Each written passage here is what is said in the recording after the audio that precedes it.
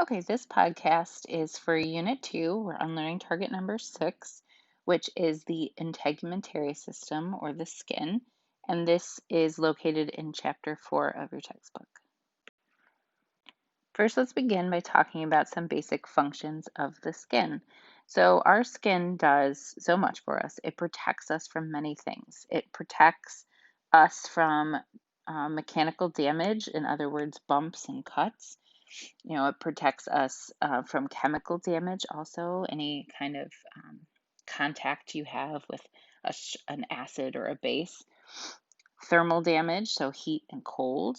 Our skin protects us from UV radiation, bacteria, and other pathogens. And it also protects us from water loss from our body surface. Our skin regulates heat loss, and it can also excrete urea and uric acids, which are wastes. And then our skin also synthesizes vitamin D for us. All right, now we're going to look at the layers of the skin. The skin is composed of two layers. You have the epidermis and the dermis. The epidermis, which is located right here, this is the most superficial or outer layer of your skin, is made of stratified squamous. So many layers of those flat pancake-like looking cells. And this stratified squamous is a little bit special. It is capable of doing something called keratinizing, which means it produces a protein called keratin, which makes these stratified squamous cells especially hard, tough, and almost water repellent too. So if you think about the outside of your skin, that's why it's so tough, is because it is keratinized.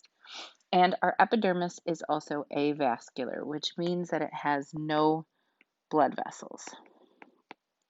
So you can see in the image where we're looking at the epidermis, there are no blood vessels running through that epidermis. So if you've ever gotten a cut before in which you bleed, that means that the cut has gone through your epidermis and into your dermis down below.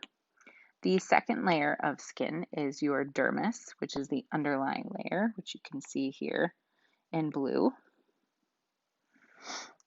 This is made of dense, irregular connective tissue, so a little bit different than the dense, regular connective tissue we talked about in the beginning of the unit.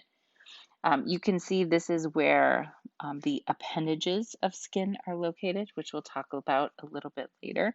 So there's a lot going on in there. You see hair follicles, you see sweat glands, oil glands, nerve endings, blood vessels. So a lot going on in there. You can see the papillary layer. The papillary layer is where our fingerprints come from. So our papillary layer is that top layer of the epidermis, and it looks all bumpy, and that's where your fingerprints come from. The reticular layer, which is the thicker part of the dermis, that's where all the appendages are located. That is also where the collagen and elastic fibers are running through. All right, next we'll talk about the hypodermis. The hypodermis, which is located right here, is subcutaneous tissue, which means it's under your skin. This is not actually considered part of your skin. It is underneath, so deep to the skin. It is mostly adipose tissue or fat. It helps to anchor your skin to your underlying organs. This is where nutrients or fat is stored. It acts as a shock absorber, so it helps to absorb some of the shock when you bump into something. So if you think about when you hit an area of your body with less adipose than the other, it's usually more painful to hit a location in your body where you have less adipose, say your elbow or the back of your hand or your knee. There's not a lot of adipose there. But then if you bump against something like your thigh with a little more adipose, that helps to absorb some of the shock. And then it also insulates us and keeps us warm. Okay, so now we are zoomed in on that top layer of skin, the epidermis. So we're just looking at that very top layer, the most superficial layer of our skin. And this superficial layer is avascular, so again, there is no blood supply. Most of the cells in your epidermis are keratinocytes, which means they produce keratin, which makes this part of your skin so tough. You can see there are several layers to the epidermis. You can see the stratum corneum is the most superficial layer. The stratum basal is the deepest layer. The stratum basal is the most nourished because it is closest to the dermis, which is where the diffusion of the nutrients are coming from, where the blood vessels are. The stratum basal is also where all of the dividing cells are happening. So this is where division of skin cells is actually occurring. So what happens is the skin cells are produced in the basal cell or the basal layer, and then they slowly move their way up to the more superficial layers. By the time they reach the stratum corneum, those skin cells are super keratinized, dead, and very, very tough. This whole process of these new cells reaching the surface takes about 1 month. And again, once they reach those stratum corneum, they're dead and highly keratinized. So the only actively dividing skin cells are in the deepest layer of the epidermis known as the stratum basal. So if you're following along in your notes right now, you have a link to this video and it shows this process of skin regeneration happening. Okay, on to the color of skin. So 3 pigments contribute to skin color. You have melanin, keratin, and hemoglobin. Melanin is located in the epidermis, and there are 2 different types of melanin. There's the melanin that produces the darkness of skin, and then you have another type of melanin that produces things like freckles. So these are produced by the melanocytes, which you can see down here. They almost look kind of like spiders. They are found in the stratum basal, so the deepest layer of the epidermis. The more melanin that is produced by those melanocytes, the darker the skin. And sun exposure actually produces more melanin. That's why people can actually get a tan when they're in the sun. And these melanocytes form melanosomes, which you can see in the image are those little dark pockets of melanin. And what those melanosomes do is they're taken up by the neighboring skin cells and it shields our DNA from the sun. So the more melanin that you have, the more protection you have against the sun's UV rays. So a person with very fair skin has less protection because they have less melanin, and then a person with very dark skin has more protection because they have more melanin. Another pigment is called keratin. Keratin gives you that an orangish shade to your skin, and this can actually be influenced by what you eat. So if you've ever heard of a baby consuming too many carrots and their skin actually turning a little bit orange, that's actually a true thing that can happen. And then hemoglobin um, gives the skin a pink or a reddish hue. It's easiest to see in people with very fair skin, and this is the protein that carries oxygen around your body, so it's found in the blood vessels.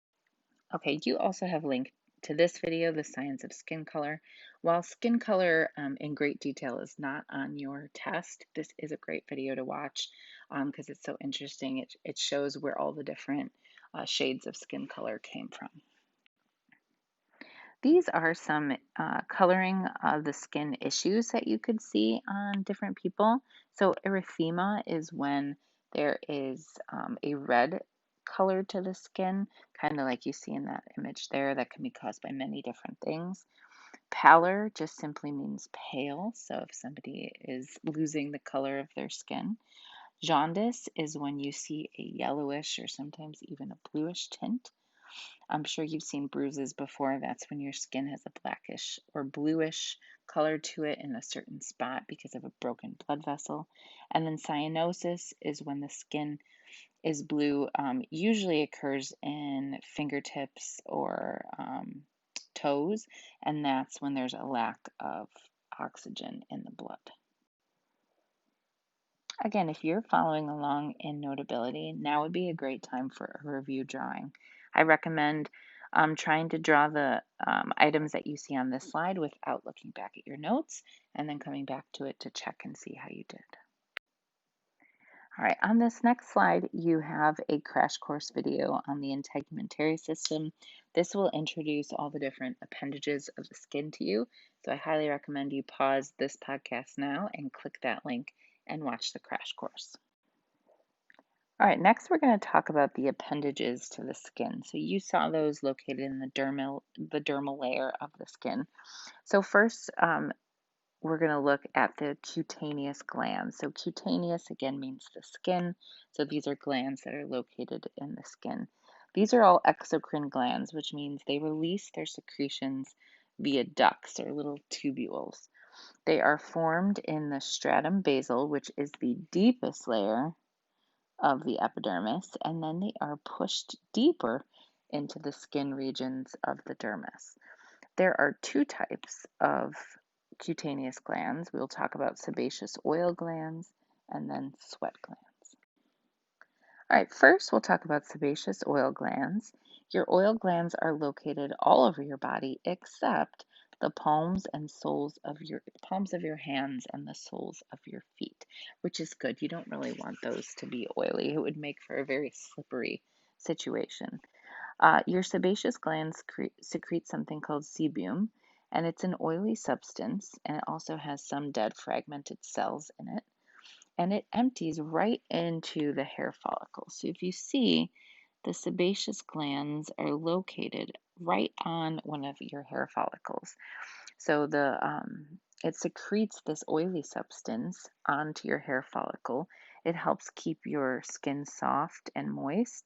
It keeps your hair from getting brittle and dry, and it also kills bacteria.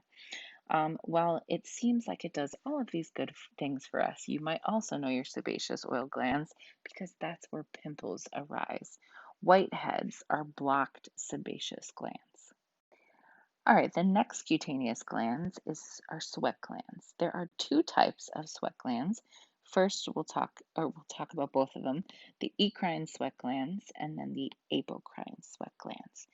And the difference between the two, your eccrine sweat glands are located all over your body, where the apocrine are only located in your armpit or axillary area and your genital areas. They secrete slightly different substances. Your eccrine will secretes kind of what you would call normal typical sweat, which is mostly water and some salts, some vitamins, waste, bit of lactic acid. Whereas the apocrine secretes normal sweat with an addition of fatty acids and proteins. These can be used by bacteria as nutrients, which can lead to the smell that we know as BO or body odor. And it can also produce that yellowish color, which you might notice on a white t-shirt. The function, the eccrine glands are releasing sweat to regulate your body heat. Apocrine sweat glands are noticed to be activated during pain or stressful times, and the purpose of that is not really known. All right, the next appendage of skin we're going to talk about is your hair. Your hair is located all over your body except the palms of your hands, soles of your feet, eyelids, and lips. It is produced at something called a hair follicle, which is formed in the stratum basal of your epithelial cells. Your daughter cells are in the hair follicle are pushed outward, and as they are keratinized. They are keratinized and they die. So by the time the hair breaches the surface, is known as a hair shaft. That is dead, highly keratinized cells. The function of hair has a difference depending on where in your body it's located. So your head, it protects you. Your eyelashes, it shields your eyes. Nose, it keeps foreign particles out. The old function of hair is warmth. It still functions like that in animals with fur. We still have a vestigial structure though. The erector pili is a muscle located right here that gives us goosebumps, which causes our hair to kind of stand up on end. Now, in animals with fur, this still has a purpose. It helps to trap more body heat as it pulls the hair upright, so it keeps them a little bit warmer. We still get the goosebumps, but we don't have the fur our ancestors did to keep us warm. Right, the next appendage of skin is a nail, and your nails have lots of different parts to them, so we'll kind of go through them all. So the free edge is the very tip or edge of the nail. Next, you have your nail fold, which you can see right there.